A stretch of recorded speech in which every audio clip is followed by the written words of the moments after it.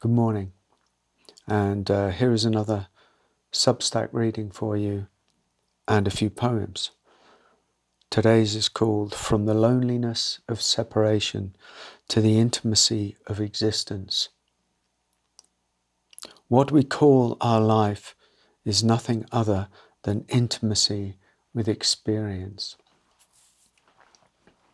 Most human beings move through life with the quiet assumption that they are separate from it. We feel ourselves to be an individual consciousness moving through a world composed of objects, people, and events that appear outside us. There is the body here, the world out there. There is the observer and the observed. From childhood onward, this division seems natural and unquestioned. And so we learn to navigate existence as though we were travelers in a foreign landscape.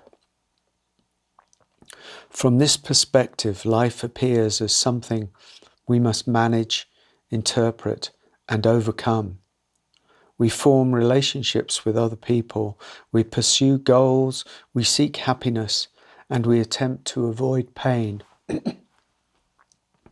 Even our spiritual seeking often begins from this same premise, that there is a separate self who must find peace, freedom, or enlightenment somewhere within the vast terrain of experience. Yet hidden within this ordinary way of perceiving lies a subtle form of loneliness.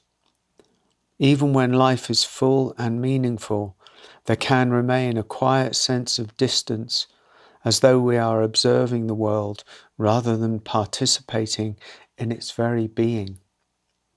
We relate to existence as something that surrounds us, something we are moving through, rather than something we fundamentally are. This perception of separation shapes almost every aspect of human life. It informs our fears and our desires, our conflicts and our ambitions. From this belief that we stand apart from the world, we construct the story of who we think we are and what we imagine life to be. But as awakening begins to unfold, something within this structure quietly shifts. This change is rarely dramatic at first. Rather, it appears as a subtle deepening of perception, a gentle loosening of the rigid boundary between self and world. What once seemed solid and unquestionable begins to reveal a different truth.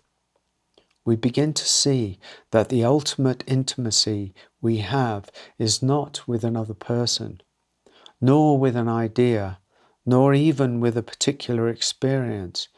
The deepest intimacy of all is with existence itself. Our whole life, when seen clearly, is nothing other than intimacy with experience. Every sound, every sensation, every feeling, every perception appears within the same indivisible field of awareness. The world we believed to be out there is known only within the living immediacy of experience itself. In the same way, the self we believed to be separate reveals itself as a movement within that same field. Gradually, it becomes evident that the division between self and world was never as absolute as it appeared. What we once took to be two, the experiencer and the experienced, are in fact inseparable aspects of the same living reality. This recognition does not necessarily remove the human experience of sorrow and joy. Life continues to unfold with all its beauty and difficulty. Yet something profound has shifted in the way these experiences are known. Even pain is intimate. Even sorrow is intimate. Every moment appears as a movement within the same indivisible presence. In this sense, awakening does not remove us from life. It reveals that we have never been separate from it. What we once perceived as a world of external objects gradually reveals itself as a living, dynamic field in which consciousness and experience are not two. The intimacy of existence is therefore not something we must cultivate or create. It is already present, inherent in every moment of experience. It is the very nature of being itself. Seen from this perspective, life becomes less a journey through a foreign land and more a profound participation in a mystery that is already unfolding within us and as us. The apparent distance between ourselves and the world dissolves, and what remains is a quiet recognition that existence is not something we encounter from the outside. It is the very substance of our being. In such moments, it may feel as though love itself is moving through all things, as though existence were gently dancing with itself through every form and appearance. This is not a poetic exaggeration, but a simple recognition of the deep unity that underlies all experience.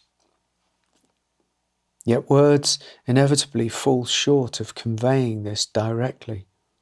Language is constructed upon distinctions and divisions, upon subjects and objects, upon the assumption that there is someone here describing something there. The intimacy of being, however, contains no such distance within it. For this reason, the deepest recognition is often accompanied not by explanation, but by silence.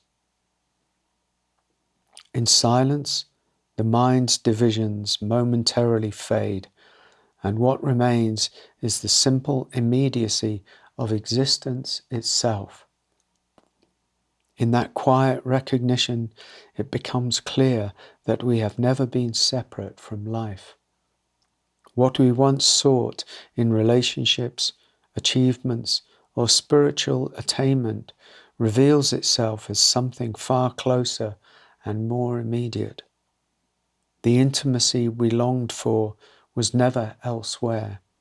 It has always been the very nature of existence itself. Okay, let's finish off with a few poems. We want the path to be a sweet and joyous liberation into the bliss of enlightenment. But we find ourselves down in the pit of despair, struggling with old emotions and fears of existential annihilation. At some point, the darkness reveals the light within. Today, just allow the light to enter your heart, however you feel, or whatever the circumstances. That's how love moves in and stays. The river flows towards the ocean, drawn naturally to its source. Without realizing, we are drawn to God in the same way. The wise see this and surrender all willfulness. Most don't arrive on the path drawn by some idle curiosity. They arrive through desperation. When the old ways fail, when distraction no longer works, when the weight of one's own life can no longer be carried unconsciously, then something breaks open. And through that door, a different possibility begins to shine. The last few lines. Remember love's vastness. It is the garden from which you grew, but you have forgotten and imagine you have to do all this yourself.